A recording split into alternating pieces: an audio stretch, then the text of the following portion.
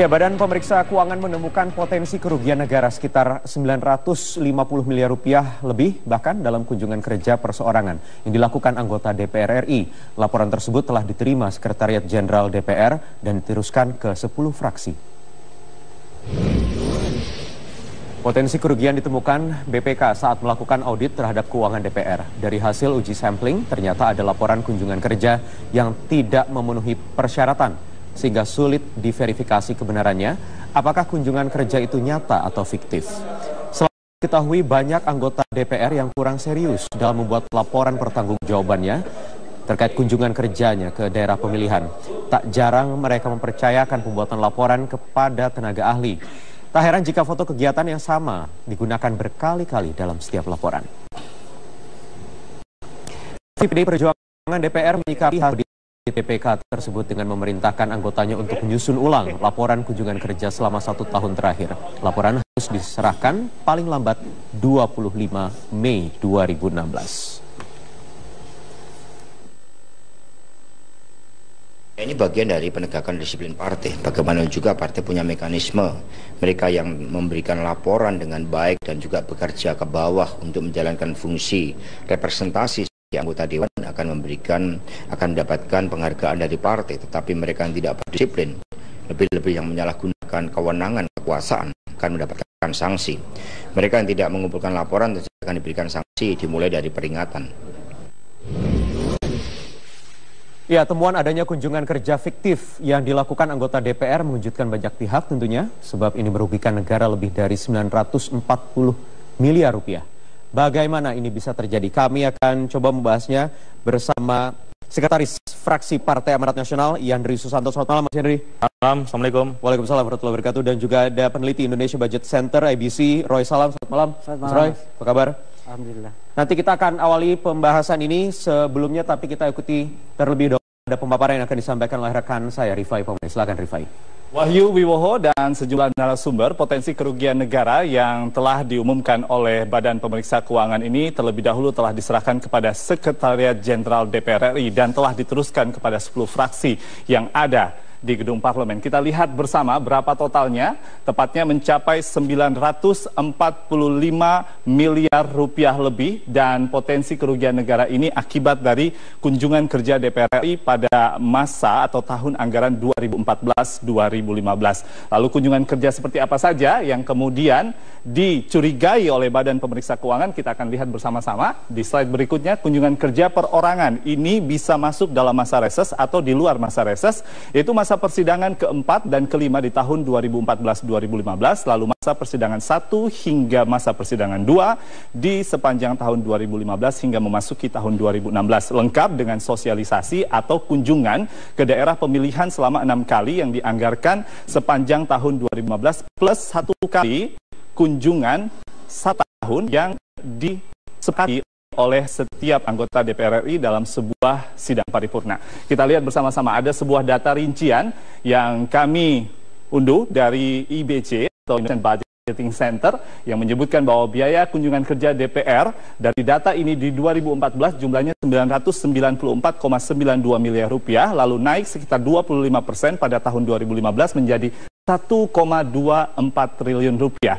Dan untuk satu anggota DPR di mana akan melakukan kunjungan ke daerah pemilihannya sebanyak 11 kali di tahun 2015 akan mendapatkan rupiah senilai 1,77 miliar rupiah per anggota DPR, dan apabila kita bagi untuk 11 kunjungan kerja, maka setiap kunjungan kerja untuk satu anggota DPR akan mengantongi dana sebesar 160,91 juta rupiah. Apakah itu fiktif? Pertanyaannya akan dibahas dalam dialog. Wahyu Wiwoho. Oke, baik, Rifai Pamungkas, terima kasih. Saya akan konfirmasi langsung kepada Mas Yandri, Sekretaris Fraksi PAN terkait hal ini, tetapi usai jeda, Mas Yandri, kita harus jeda dulu, nanti usai headline news pukul 19 waktu Indonesia Barat kita akan lanjutkan. Ya, kita awali langsung perbincangan Mas Yandri. Kalau PDI Perjuangan sudah dibuka ke media, ke publik, ada surat cinta gitu ya dari BPK atau dari Sekjen. Fraksi PAN sudah dapat apa yang diterima juga oleh PDI Perjuangan? Tadi dalam perjalanan ke sini saya konfirmasi ke staf fraksi, ternyata belum. Tapi saya tanya ke staf fraksi Mas Parno, dari 48 anggota fraksi PAN, ternyata memang semua melaporkan kegiatan itu. Nah, persoalannya apakah fiktif atau enggak itu di luar jangkauan kami. Nah, tentu dengan isu ini menurut saya Mas Wahyu, ini sebagai pintu untuk anggota DPR bersungguh-sungguh bahwa mereka diberikan dana itu ya menyerap aspirasi, bertemu dengan konstituen.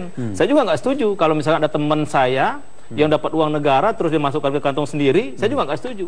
Saya misalnya reses di Banten, kebetulan juga saya rumah di Serang, di dapil saya sendiri, saya tiap hari di dapil. Saya nggak menginap di rumah Kalibata, tiap hari saya di dapil. Dan kalau misalkan sejumlah 160 juta itu bagi saya kadang-kadang nombok.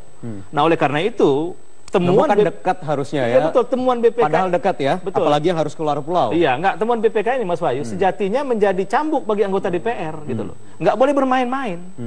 Tunjukkan kepada kita setelah kita dipilih, terus disumpah, apalagi dalam sumpah itu memperjuangkan aspirasi daerah di daerah pemilihan, ya itu harus diimplementasikan. Dan jadi apa yang sudah ditunjukkan oleh anggota dari fraksi PAN, paling tidak dari laporan terakhir? Semuanya dari 48 itu 36 sangat baik. Saya tanya tadi. 36 sangat baik. Sangat baik. Sisanya? Ya sisanya mungkin perlu perbaikan. Itu artinya menurut saya perbaikan dari, apa yang kurang kalau boleh tahu? Ya mungkin yang apa namanya ya tingkat intensitas pertemuan, kemudian cara memperjuangkan aspirasi, kemudian sasaran yang betul-betul yang mau diperjuangkan. Nah itu mungkin. Nah kalau kami Mas Wahyu di fraksi PAN, misalkan kemarin mau reses. 2 hari sebelum reses, kita buat rapat pleno. Saya mimpin kemarin. Saya bilang ini reses kali ini cuma berapa hari. Tugas kalian ini. Ada nanti sebelum paripurna, sebelum paripurna pembukaan masa sidang tanggal 17, paginya biasanya fraksi PAN akan pleno. Kita akan minta semua laporan tertulis sama lisan. Apa saja yang mereka lakukan di dapil. Nah kalau enggak ya kita akan kemudian diserahkan ke sekjen untuk jelas. Di pleno kami apa kalau jelas. Fraksi? Kalau misalkan dia tidak melakukan, kami akan rotasi. Di kelengkapan dewan bisa kami copot. Kemudian di jabatan partai juga bisa dievaluasi. Kemudian pencalekan ke depan dia tidak prioritas. Oke, sudah pernah ada yang banyak sanksi? Ada. Sudah ada. Itu 12 tadi terakhir yang sudah menyerahkan walaupun efektivitasnya masih diragukan, perlu dibuktikan lagi. Dicek ulang lah ya. Permasalahan berikutnya adalah juga ini aturan yang memang sudah ditentukan oleh pemerintah, bentuknya lamsam. Tidak langsung gitu. Ada masalah di sini atau sebenarnya di mana kira-kira masalah sehingga timbul 945 miliar lebih ini? Iya, jadi begini Mas Wahyu, temuan ini sebetulnya bukan temuan pertama, sebab di IBC juga pernah mengendus di temuan BPK tahun anggota DPR periode 2004-2009. Waktu itu BPK menemukan sekitar 300 miliar lebih terkait dengan anggaran Kunker. Nah, memang di dalam rekomendasi BPK saat itu adalah meminta atau mendorong kepada pimpinan DPR untuk mengubah PP 60 tahun 90 tentang perjalanan dinas pimpinan dan anggota DPR. Nah, kenapa? Karena memang di situ tidak lagi berbasis pada aturan keuangan negara yang baru, mengikuti tentang undang-undang keuangan negara yang paket tiga paket undang-undang keuangan negara.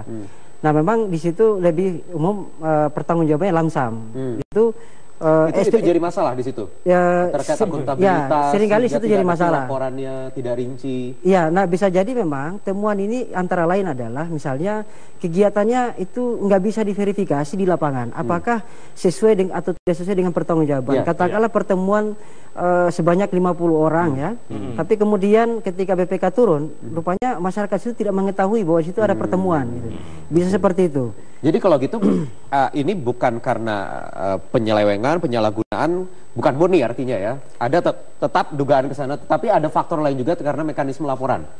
Iya, salah satunya alat pancingnya di situ bahwa bahwa PP ini mestinya harus diubah sebab pertanggungjawaban mestinya real cost. Jadi ada ada alat verifikasi yang bisa dilaporkan oleh anggota DPR yang melakukan reses. Dan begini, sebetulnya anggota DPR periode sekarang dibandingkan yang lalu mestinya sudah terbantu dengan hadirnya dua pembantu rumah aspirasi. Sebab dengan tambahan 2 pegawai tersebut atau dua asisten, mestinya laporan-laporan atau catatan keuangan di penggunaan anggaran reses itu bisa terbantu gitu loh. Bisa terlaporkan. Entah kenapa ini bisa muncul kembali dan mestinya memang kekurangan itu bisa ditutupi dengan adanya anggaran untuk rumah aspirasi. Jadi artinya 2 asisten di rumah aspirasi ini belum bisa dimaksimalkan. Iya, rupanya sehingga tadi betul. Kalau masih ada 12 orang di fraksi PAN ternyata masih belum efektif, masih belum jelas laporannya. Sebenarnya untuk apa saja sih, Mas Yandri? Ya, uang begini. ini dipergunakan itu Jadi di dapil? memang uang reses ini secara spesifik tidak diatur. Buat apa. Ya. Tetapi fakta ke saya Mas Wahyu, ketika kita misalkan turun ke dapil, Ya. tentu seabrek aspirasi masuk ke kita. Apakah itu wewenang kita atau bukan? Ya pokoknya taunya masyarakat kita bisa menyelesaikan masalah. Pemilih tidak mau tahu ya? Apakah masalah masjid, masalah jalan rusak, masalah dan ya semuanya lah. Nah mungkin kalau mau misalkan kita perbaiki semua, yuk kita perbaiki. Yang paling Artinya, sering saya jangan dengar juga adalah yang bukan uang tugas- itu digunakan untuk sumbangan. Ya dan ini misalkan kayak saya nih. dan Nih, lain sebagainya. ada misalkan di dapil. untuk pembangunan Coba, bisa. masjid, untuk apa Bisa gitu kan. kita lihat. Dan Ini saya setiap misalnya apa reses saya ini misalkan setiap reses saya 1 halaman penuh di koran lokal, saya ini clear kepada masyarakat bahwa saya selama reses 1 periode ini yang saya lakukan. Misalkan kemarin ada 1 hari 6 kegiatan. Besok misalnya saya ketemu dengan seluruh kepala desa Kabupaten Serang. Nah itu juga nggak diatur, nggak diatur spesifik begitu. Padahal dalam acara itu memberikan sumbangan, donasi dan iya lain betul. sebagainya. Nah, Itu aspirasi tidak juga diatur. masuk. Nah kalau kita misalkan tidak memberikan sesuatu, tentu juga kita kurang enak. Masyarakat juga menganggap kita tidak memperjuangkan aspirasi. Mungkin Mas Wahyu ke depan, oke ini kita perbaiki. Benar-benar untuk menyerap aspirasi. Tetapi aspirasi yang masuk, misalnya masalah jalan, jembatan, sekolah, itu mari kita salurkan kepada pihak-pihak yang bertanggung jawab pada pemerintah. Tapi itu mohon ditindaklanjuti, jangan sampai nanti kita dianggap pembual. Kita kita tampung, tapi jalan nggak pernah diperbaiki, jembatan nggak pernah direalisasikan, sekolah tetap rusak. Ya itu bagi DPR juga problem. Ya, rentan juga ya. rentan artinya juga. memang Sangat karena terlalu rentan banyak memang. digunakan untuk bantuan. Sebenarnya Betul Mas. habisnya itu mayoritas untuk apa sih? Apa memang benar untuk Nah, sumbangan sebetulnya dan lain sebagainya dana digunakan? reses ini sebetulnya Kemudian dana sulit untuk dipertanggungjawabkan karena lamsam tadi mekanisme Iya. laporannya. Jadi memang di sini ada pemahaman juga barangkali terkait dengan apa itu anggaran reses. Nah, sebab anggaran reses sebetulnya adalah untuk membiayai DPR atau anggota DPR berkomunikasi dengan Ya. konstituen, Menyerap aspirasi. menyerap Betul. aspirasi. Bertemu. Tentu bentuknya adalah pertemuan-pertemuan yang Iya, intens iya, sebetulnya. betul. Kemudian Jadi pertanggungjawabannya bagaimana? Nah, pertanggungjawabannya adalah Memberikan penggunaan. sumbangan misalnya untuk jalan rusak. Nah, ini tadi yang jadi di pertanyaan, dapil. mengapa kemudian bergeser menjadi digunakan untuk dana sosial? Enggak, karena memang aturan main nggak terlalu jelas. Nah, gitu itu loh. juga Iya satu kan? pintu masuk. Nah, barangkali memang ke depan ini menjadi satu hal, temuan BPK ini menjadi Pintu masuk kita untuk pintu masuk mengevaluasi untuk DPR semuanya. merubah atau Betul. kemudian melakukan perubahan-perubahan soal pengelolaan anggaran. Karena begini, bagaimanapun DPR harus menjadi catatan publik bahwa ketika mereka punya fungsi pengawasan, mestinya mereka lebih baik mengelola anggaran ketimbang pemerintah. Ya. Nah, saya kira kalau dengan temuan ini memang akan menjadi catatan buruk bagi publik melihat bahwa DPR justru tidak beres juga mengelola anggaran sendiri gitu loh. Tapi begini Mas, Nah, saya dengar itu dari Ketua kedepannya mesti BPK harus tadi ada di proses yang lebih baik. jalan bahwa memang ini dikasih waktu 60 hari. Ya, Itu kan 60 sudah hari dari untuk BPK mengembalikan. untuk memperbaiki. Mudah-mudahan kita masih berharap teman-teman saya di DPR itu ya tidak fiktif. Ya. Mungkin sekedar pelaporan yang salah atau mungkin belum terlaporkan. Nah, tetapi kalau sampai fiktif tentu saya sangat menyayangkan. Ya, Tidak ya, boleh itu benar, terjadi benar. gitu loh. Oke. Ya, Ya. kita sudah digaji oleh rakyat, oleh Ya. negara, kemudian juga dapat uang reses. Masa kita nggak turun sih? Iya, iya. Ya Oke. kan? Ya, permasalahan adalah ini sudah keluar statement dari BPK, indikasinya sudah ditemukan, nanti akan segera dirilis Betul. hasil auditnya bagaimana, apakah memang benar fiktif atau tidak. Ya. Uang hampir 1 triliun rupiah loh, Ya, ini bukan benar. main-main. Itu cukup besar, saya kira. ABC apakah memang sebenarnya menilai ini fiktif Ya. atau tidak sebenarnya? Sesaat Oke. lagi kami akan lanjutkan. Ya, baik, kita lanjutkan perbincangan. Jadi kalau tadi arahnya ini mekanisme laporan, tetapi selain mekanisme laporan, tentu saja ini BPK sudah masuk. Ya. Mas Roy, ada 945 miliar lebih, hampir 1 triliun yang diduga fiktif, sehingga ini diduga ada penyelewengan dari teman-teman di DPR. Kira-kira bagaimana membuktikannya kalau dari temuan IBC saja misalnya? Kira-kira bagaimana? Iya, saya kira sebenarnya tidak sulit untuk kemudian mau menemukan di mana cacatnya nih pertanggungjawaban ini gitu ya. Apakah laporannya ada tapi kemudian kegiatan tidak ada, itu kan mudah tinggal diverifikasi di Iya, lapangan iya. sebetulnya. Atau apakah uang perjalanan yang dimarkup atau yang dilaporkan tidak digunakan tapi sebenarnya ada laporan penggunaan tiket dan sebagainya. Itu mudah, BPK sudah punya metodologi itu. Karena itu Termasuk tahu modus-modusnya ya? termasuk tahu modus-modusnya. Seperti apa sih modusnya? Ya, saya kira pertama kan ini soal misalnya kegiatannya untuk pertemuan, tapi kemudian digunakan untuk misalnya untuk bantuan ya. Dan karena tadi bantuannya sifatnya insidental, sehingga tidak ada pertanggungjawaban, ya sehingga dipakai pertanggungjawaban pertemuan, bisa begitu. Atau juga Jadi laporan pertanggungjawaban ya kadang mungkin jangan-jangan ya, fiktif. bisa jadi seperti itu. Fiktif ini dalam pengertian ada laporannya tapi kegiatan tidak ada. Jadi seperti itu. Umumnya sih seperti itu. Dan kemudian terlebih lagi mungkin soal perjalanan ya. Misalnya menggunakan pesawat kelas ekonomi, bisnis, tapi kemudian dilaporkan tiketnya lebih tinggi dari itu. Atau kemudian dia menggunakan rental kendaraan tapi dengan harga 1 juta tapi dia melaporkan itu 2 juta dan sebagainya. Jadi ini soal saja verifikasi data betul ya antara data seharusnya mudah dong untuk BPK untuk seharusnya mudah tidak. Tapi enggak, ini BPK bakal sulit karena lamsam tadi Mas. Jadi kan nggak ada yang membedakan kan nggak ada larangan mekanisme etos misalnya langsung dengan lamsam ada larangan misalkan saya buat pertemuan ada biaya tenda, biaya makan dan segala macam transportasi. Terus di sini saya ngasih bantuan juga nggak ada larangan sebenarnya. Ini soal interpretasi nanti. Interpretasi kan? Nanti ada larangan. Nah, oleh karena itu, menurut saya sekarang angkanya sangat fantastis. Ini perlu diklarifikasi betul. Karena ini kan menyangkut wibawa kelembagaan. Betul. Jangan sampai nanti image di tengah masyarakat semakin buruk terhadap DPR. Nah, oleh karena itu menurut saya Mas Wahyu dan Mas Roy ini tanggung jawab kita semua, bukan saja hanya DPR tetapi masyarakat. Sebagai konstituen atau basis kami untuk memastikan bahwa ada kunjungan DPR itu juga harus ada proaktif. Misalkan benar nggak, misalnya kayak di dapil saya itu dapil Banten 2, ada 6 anggota DPR. Yang 5 orang ini benar nggak ke kunjungan? Ada nggak wujud nyatanya? Atau dia misalkan cuma ngurus orang. Ada nggak kira-kira? Ada nggak kegiatan gitu? Ya saya itu nggak komentar. Gitu, kan? Saya cuma mengomentar diri saya sendiri. Ya kan? Nah, kalau itu gampang. Nah, BPK juga bisa harusnya gampang ya sama itu gitu loh. Jadi kalau Anda tadi katakan mungkin BPK buat pengaduan umum. Kotak umum, itu kotak saran, kotak pengaduan.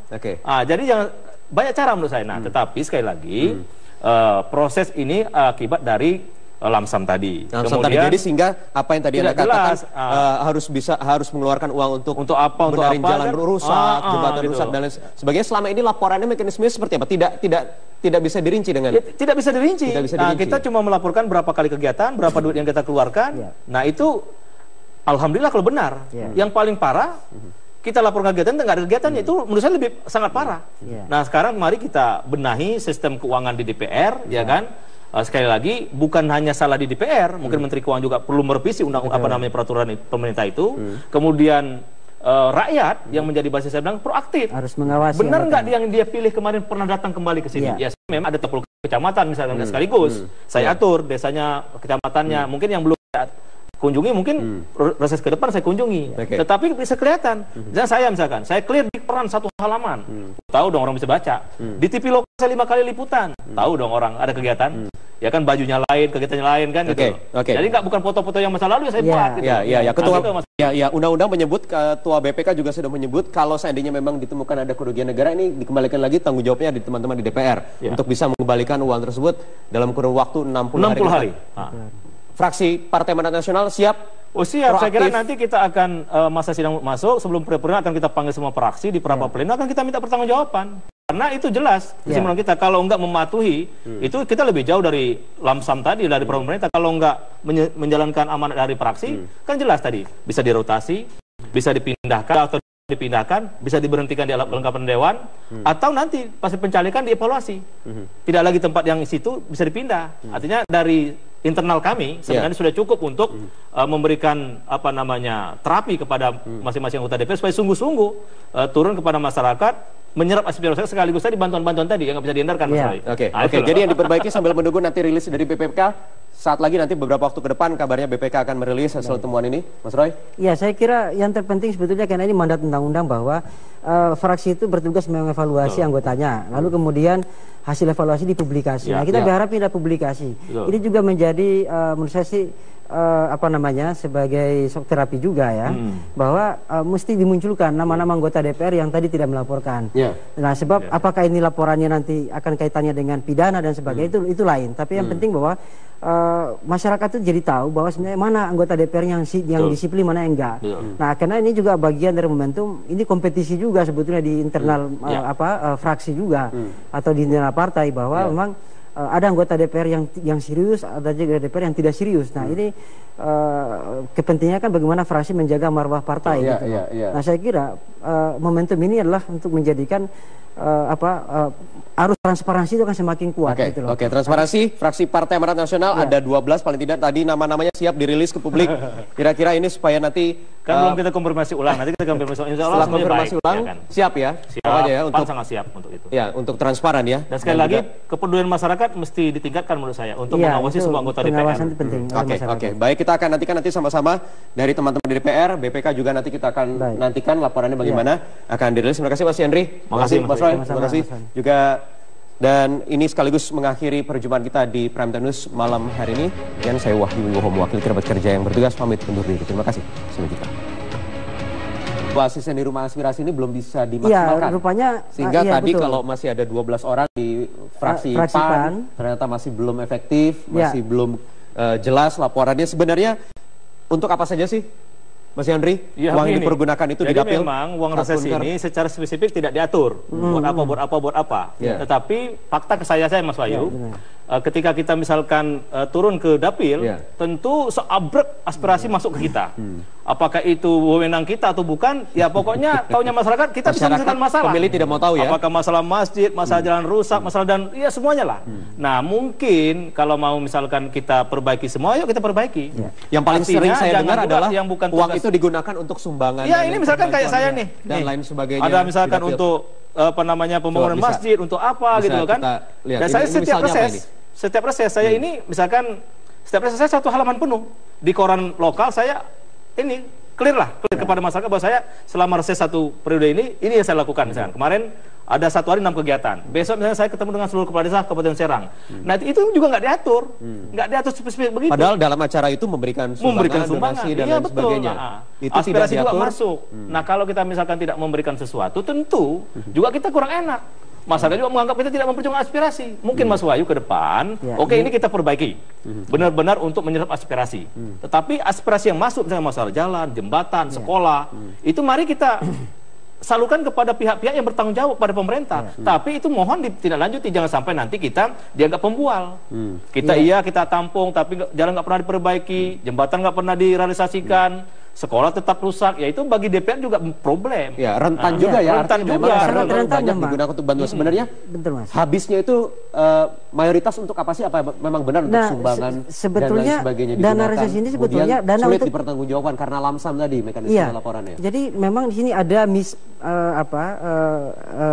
pemahaman juga barangkali terkait dengan apa itu anggaran reses. Nah, sebab anggaran reses sebetulnya adalah untuk membiayai DPR atau anggota DPR berkomunikasi dengan menyerap aspirasi. Tentu bentuknya adalah pertemuan-pertemuan yang intens sebetulnya. Kemudian pertanggungjawabannya bagaimana? Nah, pertanggungjawabannya memberikan penggunaan misalnya untuk jalan rusak. Nah, ini yang jadi pertanyaan, mengapa kemudian bergeser menjadi digunakan untuk dana sosial? Enggak, karena memang aturan main nggak terlalu jelas. Nah, itu juga satu pintu masuk. Nah, barangkali memang ke depan ini menjadi satu hal, temuan BPK ini menjadi pintu masuk kita untuk DPR merubah atau kemudian melakukan perubahan-perubahan soal pengelolaan anggaran. Karena begini, bagaimanapun DPR harus menjadi catatan publik bahwa ketika mereka punya fungsi pengawasan, mestinya mereka lebih baik mengelola anggaran ketimbang pemerintah.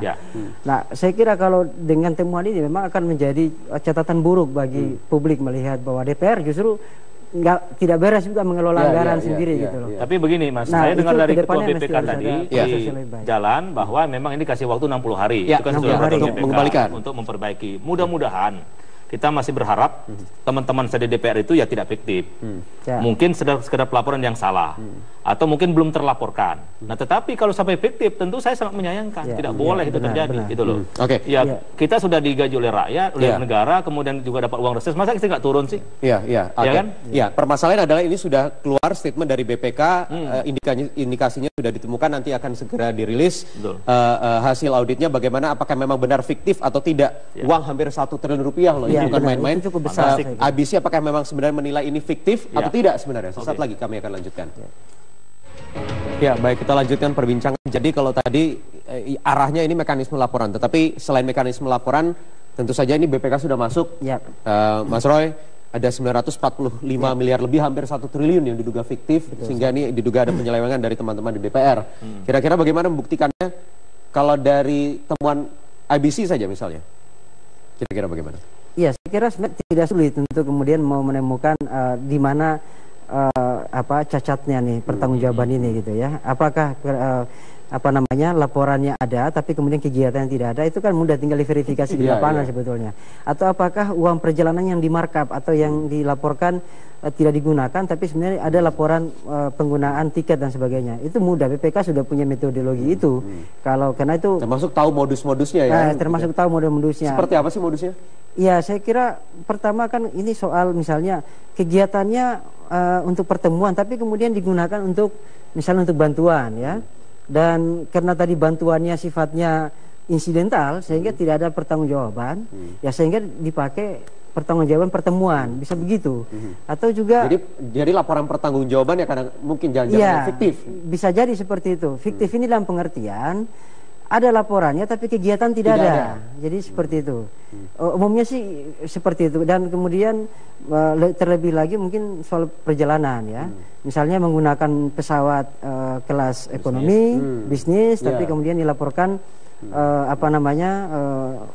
tiketnya lebih tinggi dari itu. Atau kemudian dia menggunakan rental kendaraan tapi dengan harga 1 juta tapi dia melaporkan itu 2 juta dan sebagainya. Jadi ini soal saja verifikasi data betul ya, antara data seharusnya mudah dong untuk BPK untuk seharusnya mudah tidak.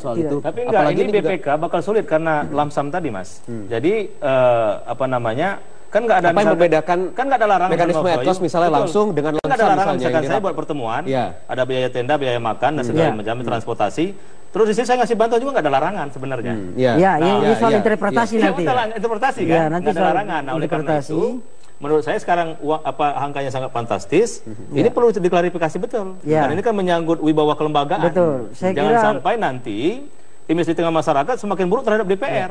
Nah, oleh karena itu menurut saya Mas Wahyu dan Mas Roy, ini tanggung jawab kita semua, bukan saja hanya DPR tetapi masyarakat.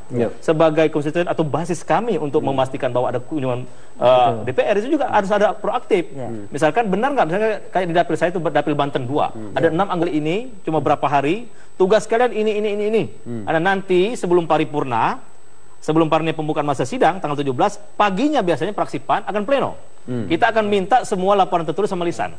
Apa saja yang mereka lakukan di dapil. Nah, kalau enggak ya kita akan kemudian diserahkan ke sekjen sanksi untuk jelas. Di sanksinya apa kalau dari fraksi? Kalau misalkan dia tidak melakukan, kami akan rotasi. Di kelengkapan dewan bisa kami copot. Kemudian di jabatan partai juga bisa dievaluasi. Kemudian pencalekan ke depan dia tidak prioritas. Oke, sudah pernah ada yang banyak sanksi? Ada. Sudah ada. Itu 12 tadi terakhir yang sudah menyerahkan walaupun efektivitasnya masih diragukan, perlu dibuktikan lagi. Cek ulang lah ya. Permasalahan berikutnya adalah juga ini aturan yang memang sudah ditentukan oleh pemerintah, bentuknya lamsam. Tidak langsung gitu. Ada masalah di sini atau sebenarnya di mana kira-kira masalah sehingga timbul 945 miliar lebih ini? Iya, jadi begini Mas, temuan ini sebetulnya bukan temuan pertama, sebab di IBC juga pernah mengendus di temuan BPK tahun anggota DPR periode 2004-2009. Waktu itu BPK menemukan sekitar 300 miliar lebih terkait dengan anggaran Kunker. Nah, memang di dalam rekomendasi BPK saat itu adalah meminta atau mendorong kepada pimpinan DPR untuk mengubah PP 60 tahun 90 tentang perjalanan dinas pimpinan dan anggota DPR. Nah, kenapa? Karena memang di situ tidak lagi berbasis pada aturan keuangan negara yang baru, mengikuti tentang undang-undang keuangan negara yang paket tiga paket undang-undang keuangan negara. Nah, memang di situ lebih umum pertanggungjawabannya lamsam. Itu jadi masalah di situ. Terkait akuntabilitas. Seringkali itu jadi masalah. Laporannya tidak rinci. Ya, nah bisa jadi memang temuan ini antara lain adalah misalnya kegiatannya itu nggak bisa diverifikasi di lapangan. Apakah sesuai dengan atau tidak sesuai dengan pertanggungjawaban. Katakanlah pertemuan sebanyak 50 orang ya. Tapi kemudian ketika BPK turun, rupanya masyarakat itu tidak mengetahui bahwa situ ada pertemuan. Gitu. Bisa seperti itu. Jadi kalau gitu ini bukan karena penyelewengan, penyalahgunaan, bukan murni artinya ya. Ada tetap dugaan ke sana, tetapi ada faktor lain juga karena mekanisme laporan. Iya, salah satunya alat pancingnya di situ bahwa bahwa PP ini mestinya harus diubah sebab pertanggungjawaban mestinya real cost. Jadi ada ada alat verifikasi yang bisa dilaporkan oleh anggota DPR yang melakukan reses. Dan begini, sebetulnya anggota DPR periode sekarang dibandingkan yang lalu mestinya sudah terbantu dengan hadirnya dua pembantu rumah aspirasi. Ya. Sebab dengan tambahan 2 pegawai tersebut atau dua asisten, mestinya laporan-laporan atau catatan keuangan di penggunaan anggaran reses itu bisa terbantu gitu loh. Bisa terlaporkan. Entah kenapa ini bisa muncul kembali dan mestinya memang kekurangan itu bisa ditutupi dengan adanya anggaran untuk rumah aspirasi. Jadi artinya Ya, Badan Pemeriksa Keuangan menemukan potensi kerugian negara sekitar 950 miliar rupiah lebih bahkan dalam kunjungan kerja perseorangan yang dilakukan anggota DPR RI. Laporan tersebut telah diterima Sekretariat Jenderal DPR dan diteruskan ke 10 fraksi. Potensi kerugian ditemukan BPK saat melakukan audit terhadap keuangan DPR. Dari hasil uji sampling, ternyata ada laporan kunjungan kerja yang tidak memenuhi persyaratan, sehingga sulit diverifikasi kebenarannya apakah kunjungan kerja itu nyata atau fiktif. Selain diketahui banyak anggota DPR yang kurang serius dalam membuat laporan pertanggungjawabannya terkait kunjungan kerjanya ke daerah pemilihan. Tak jarang mereka mempercayakan pembuatan laporan kepada tenaga ahli. Tak heran jika foto kegiatan yang sama digunakan berkali-kali dalam setiap laporan. PDI Perjuangan DPR menyikapi hal BPK tersebut dengan memerintahkan anggotanya untuk menyusun ulang laporan kunjungan kerja selama 1 tahun terakhir. Laporan harus diserahkan paling lambat 25 Mei 2016. Ini bagian dari penegakan disiplin partai. Bagaimana juga partai punya mekanisme. Mereka yang memberikan laporan dengan baik dan juga bekerja ke bawah untuk menjalankan fungsi representasi anggota dewan akan mendapatkan penghargaan dari partai, tetapi mereka yang tidak berdisiplin, lebih-lebih yang menyalahgunakan kewenangan kekuasaan akan mendapatkan sanksi. Mereka yang tidak mengumpulkan laporan akan diberikan sanksi dimulai dari peringatan. Ya, temuan adanya kunjungan kerja fiktif yang dilakukan anggota DPR mengejutkan banyak pihak tentunya, sebab ini merugikan negara lebih dari 940 miliar rupiah. Bagaimana ini bisa terjadi? Kami akan coba membahasnya bersama Sekretaris Fraksi Partai Amanat Nasional, Yandri Susanto. Selamat malam, Mas Yandri. Malam, Assalamualaikum. Waalaikumsalam warahmatullahi wabarakatuh. Dan juga ada peneliti Indonesia Budget Center, IBC, Roy Salam. Selamat malam. Selamat Mas malam. Roy, apa kabar? Alhamdulillah. Nanti kita akan awali pembahasan ini sebelumnya, tapi kita ikuti terlebih dahulu ada pemaparan yang akan disampaikan oleh rekan saya, Rifai Pamungkas. Silakan, Rifai. Wahyu Wiwoho dan sejumlah narasumber potensi kerugian negara yang telah diumumkan oleh Badan Pemeriksa Keuangan ini terlebih dahulu telah diserahkan kepada Sekretariat Jenderal DPR RI dan telah diteruskan kepada 10 fraksi yang ada di gedung parlemen. Kita lihat bersama berapa totalnya, tepatnya mencapai 945 miliar rupiah lebih, dan potensi kerugian negara ini akibat dari kunjungan kerja DPR RI pada masa atau tahun anggaran 2014-2015. Lalu kunjungan kerja seperti apa saja yang kemudian dicurigai oleh Badan Pemeriksa Keuangan, kita akan lihat bersama-sama di slide berikutnya. Kunjungan kerja perorangan ini bisa masuk dalam masa reses atau di luar masa reses, yaitu masa persidangan keempat dan kelima di tahun 2014-2015, lalu masa persidangan 1 hingga masa persidangan 2 di sepanjang tahun 2015 hingga memasuki tahun 2016, lengkap dengan sosialisasi atau kunjungan ke daerah pemilihan selama 6 kali yang dianggarkan sepanjang tahun 2015 plus 1 kali kunjungan 1 tahun yang disepakati oleh setiap anggota DPR RI dalam sebuah sidang paripurna. Kita lihat bersama-sama, ada sebuah data rincian yang kami unduh dari IBC atau Indonesian Budgeting Center yang menyebutkan bahwa biaya kunjungan kerja DPR dari data ini di 2014 jumlahnya 994,92 miliar rupiah, lalu naik sekitar 25% pada tahun 2015 menjadi 1,24 triliun rupiah. Dan untuk satu anggota DPR di mana akan melakukan kunjungan ke daerah pemilihannya sebanyak 11 kali di tahun 2015 akan mendapatkan rupiah senilai 1,77 miliar rupiah per anggota DPR, dan apabila kita bagi untuk 11 kunjungan kerja, maka setiap kunjungan kerja untuk satu anggota DPR akan mengantongi dana sebesar 160,91 juta rupiah. Apakah itu fiktif? Pertanyaannya akan dibahas dalam dialog. Wahyu Wiwoho. Oke, baik, Rifai Pamungkas, terima kasih. Saya akan konfirmasi langsung kepada Mas Yandri, Sekretaris Fraksi PAN terkait hal ini, tetapi usai jeda, Mas Yandri, kita harus jeda dulu, nanti usai headline news pukul 19 waktu Indonesia Barat kita akan lanjutkan. Ya, kita awali langsung perbincangan Mas Yandri. Kalau PD Perjuangan sudah dibuka ke media, ke publik, ada surat cinta gitu ya dari BPK atau dari Sekjen. Fraksi PAN sudah dapat apa yang diterima juga oleh PDI Perjuangan? Tadi dalam perjalanan ke sini saya konfirmasi ke staf fraksi, ternyata belum. Tapi saya tanya ke staf fraksi Mas Parno, dari 48 anggota fraksi PAN, ternyata memang semua melaporkan kegiatan itu. Nah, persoalannya apakah fiktif atau enggak itu di luar jangkauan kami. Nah, tentu dengan isu ini, menurut saya Mas Wahyu, ini sebagai pintu untuk anggota DPR bersungguh-sungguh bahwa mereka diberikan dana itu ya menyerap aspirasi, bertemu dengan konstituen. Saya juga nggak setuju kalau misalnya ada teman saya yang dapat uang negara terus dimasukkan ke kantong sendiri, saya juga nggak setuju. Saya misalnya reses di Banten, kebetulan juga saya rumah di Serang, di dapil saya sendiri, saya tiap hari di dapil. Saya nggak nginap di rumah Kalibata, tiap hari saya di dapil. Dan kalau misalkan sejumlah 160 juta itu bagi saya kadang-kadang nombok. Nah, oleh karena itu temuan dekat harusnya ya. Betul, temuan BPK. Padahal dekat ya, betul. Apalagi yang harus keluar pulau. Iya, enggak, temuan BPK ini Mas Wahyu sejatinya menjadi cambuk bagi anggota DPR gitu loh. Enggak boleh bermain-main. Tunjukkan kepada kita setelah kita dipilih, terus disumpah, apalagi dalam sumpah itu memperjuangkan aspirasi daerah di daerah pemilihan, ya itu harus diimplementasikan. Dan jadi apa yang sudah ditunjukkan oleh anggota dari fraksi PAN? Paling tidak dari laporan terakhir. Semuanya dari 48 itu 36 sangat baik. Saya tanya tadi. 36 sangat baik. Sangat baik. Sisanya? Ya sisanya mungkin perlu perbaikan. Itu artinya menurut saya perbaikan apa yang kurang kalau boleh tahu? Ya mungkin yang apa namanya ya tingkat intensitas pertemuan, kemudian cara memperjuangkan aspirasi, kemudian sasaran yang betul-betul yang mau diperjuangkan. Nah, itu mungkin kalau kami Mas Wahyu di fraksi PAN, misalkan kemarin mau reses. 2 hari sebelum reses, kita buat rapat pleno. Saya mimpin kemarin. Saya bilang ini reses